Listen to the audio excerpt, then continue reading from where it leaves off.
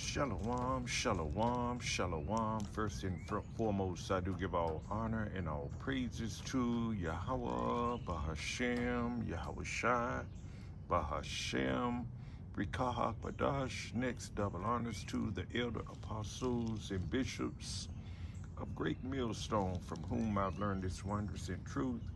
Salutations to the hopeful elect who are scattered in the four corners of the earth, including the speckled birds, shalom, to the sincere sisters who are listening and learning in silence and keeping the order to the best of their ability, the Akwat, shalom. I'm Brother Kapasha, Tabernacle 4443, coming to you once again with a brief lesson, Lord willing. This lesson will be edifying, all right? We have a lot to rejoice about, just as Ezekiel prophesied um, about the future restoration of Israel, the judgment on the surrounding nations, you see, because they are, even in these modern times that we're living in now, ever since 1948, the small hats have taken over our land, and they have, you know, uh, they possess, the high places of our land, which is Israel. But it won't be for long. We have something to rejoice about, because we know the Lord is going to bring us back into that land. Now let me go right into it. This is Ezekiel 36:1, and it reads, "Also, thou son of man, prophesy unto the mountains of Israel, and to the governments of Israel even now." That's in our land in Israel. You see, to the governments, and who the government? The small hats. They are in our lands, doing all kinds of abominable things and rituals, and just defiling it. And therefore, the Lord is going to utterly destroy that land. He's going to burn it with fire. It's going to be a purification by way of fire this time. It says here, "Also, thou son of man, prophesy," speak the disasters that's going to come upon that land before it happens. That's what prophesying is, to tell you what's going to happen before it happens. And this is what the prophets out here, going out here on the highways and the hedges, in chief place of concourse, telling, telling, the heathen nations as well as giving a warning to our people to repent. You see, we're out there telling them that America, aka Babylon the Great, is going to be destroyed, and also too Israel. Those Israelis over there in our land, the governments that are ruling our land right now, you're going to get destroyed too.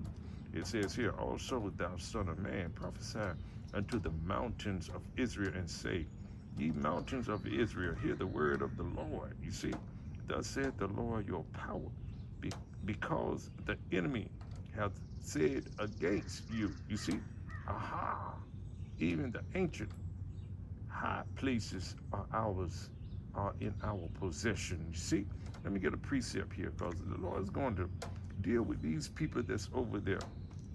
And we are prophesying also to, the Israelites, letting them know what's going to happen before it happens. You so-called Negroes, Latinos, Native American Indians, and also to the heathen nations around. We out there prophesying, in the ears of the Lord's people, as well as to the heathens too, to tell them what's going to befall them. Let me get this right here in Isaiah.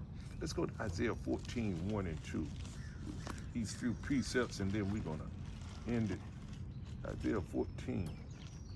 Let me get it. Isaiah 14. Because the Lord is going to bring us back into our own land. We don't have any business of being over there right now, to tell you the truth, because it's not time yet. The Lord has an appointed time that He's going to do His thing, so to speak. All right, it says here, let's go to Isaiah 14:1. This is our rest right here, Israel. It says here, "For the Lord, Yahweh Ba'ashem Al-Shai, will have mercy on Jacob and will yet choose Israel and set them in their own land. And the strangers shall be joined with them, and they shall cleave to the house of Jacob. The strangers she's talking about is Israelite foreigners, and the Lord is going to be the one to bring us back into our own lands. We don't have any business trying to get over there and take over that land right now. You see, it says, verse 2, it reads here.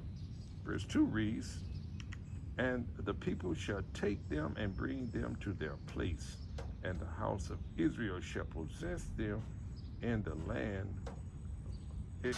in the land of the Lord, for servants and handmaids, and they shall take them captives, who captives they were, and they shall rule over their oppressors. We're going to have slaves. When the Lord take us back in that land, we're going to make slaves out of the heathen nations. You see, they're going to rebuild that land. You know, we're not going to have to lift a finger.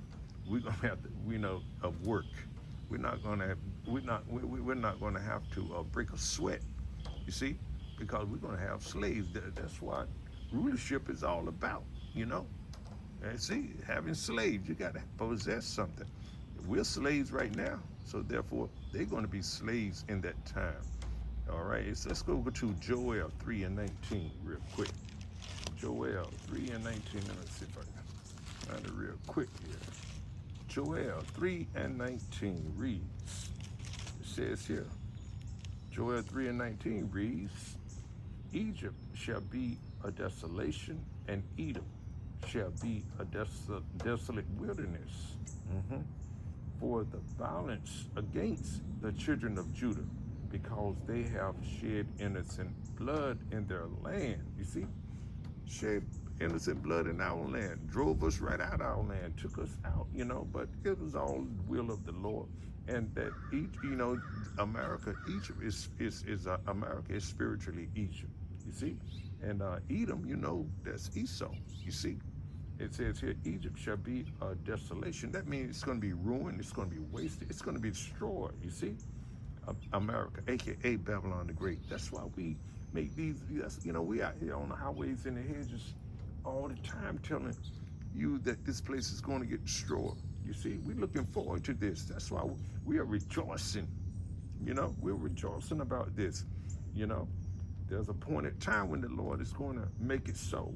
It says here, Egypt shall be a desolation, and Edom shall be a desolate wilderness. And only desert creatures is going to live here after the Lord destroyed this, America, aka Babylon the Great. Only the ones that can only the kind of creatures and animals that can take that radiation, you see. But it won't be, this place will never be rebuilt again, you see. Contrary to what the Edomites believe that's going to happen, the elites of the Edomites. You see, it says, Egypt shall be a desolation, and Edom shall be a desolate wilderness for the violence against the children of Judah. Look how you treated the Lord's people, the apple of the Lord's eye. You treated them poorly and wrongly, and you did some, egregiously things to them, you see. And man, that during that slavery period and Jim Crow, man, we went through that transatlantic slavery, and also 70 AD, man, we went through, but it was for our good because, we went off badly, and the Lord punished us for it too.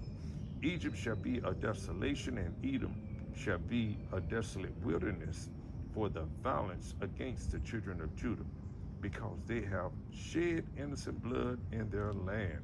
All right, let's go to, and this is a reason that the Lord is going to deal with the heathen nation as well. Let's go to Obadiah. Let's go to Obadiah 15 and 18. Let's get that. Obadiah 15 and 18 reads 15 through 18. Let's see. Let's start with 15. Edom's punishment about that. The Lord is making it clear that he's going to punish Esau, Edom. You see?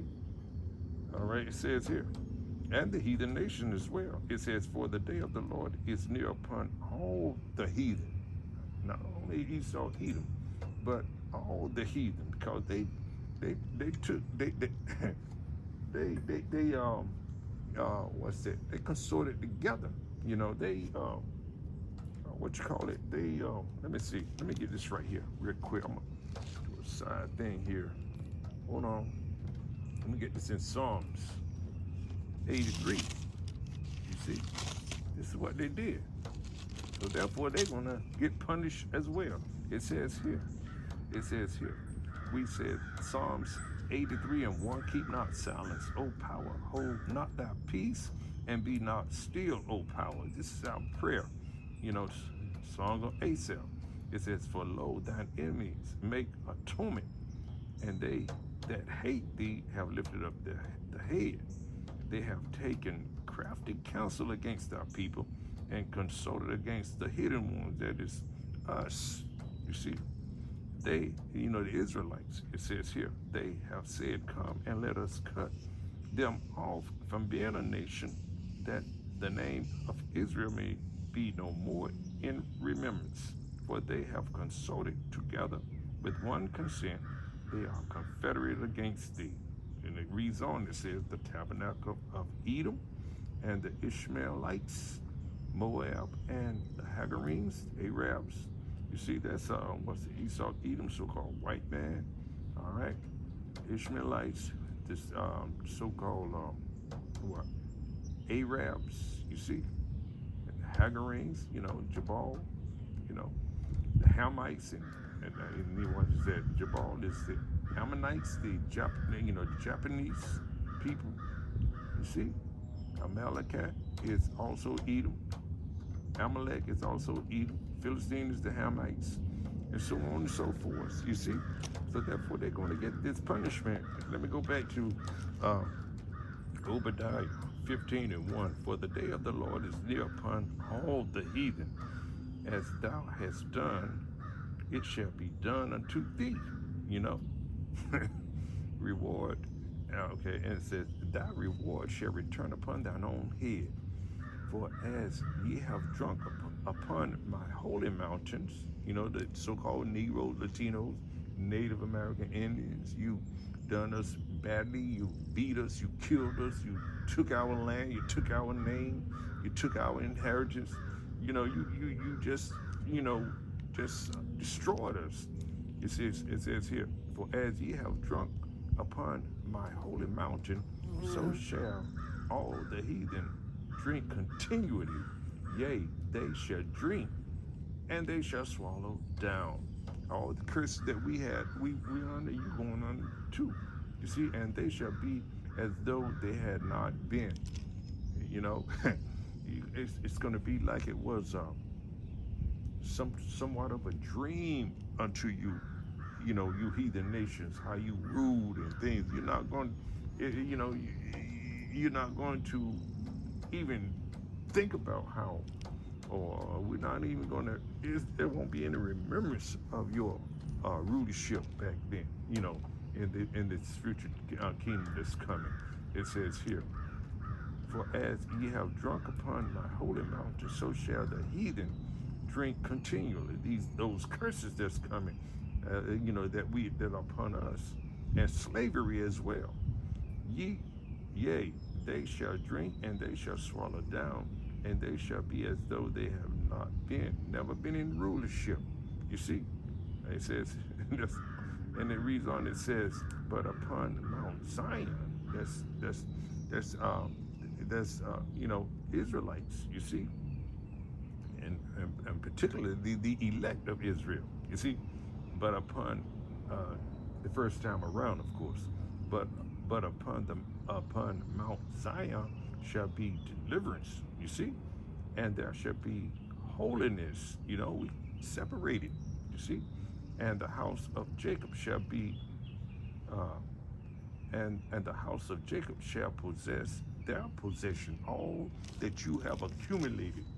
We're going to get all your wealth, all your riches. You see, the Lord is going to make it so.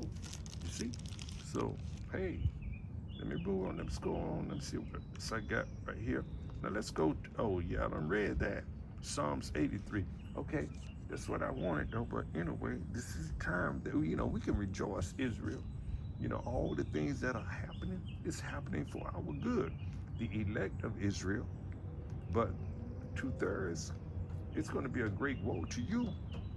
You know, it's going to be a great woe to you. You're not going to find any way of escape, from the calamities that are coming upon the face of this earth, because Jacob's trouble is going to increase. And we are just giving you the warning. So repent, turn back while there's still time.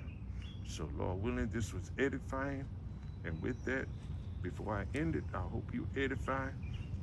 But until then, until the next one, Shalom.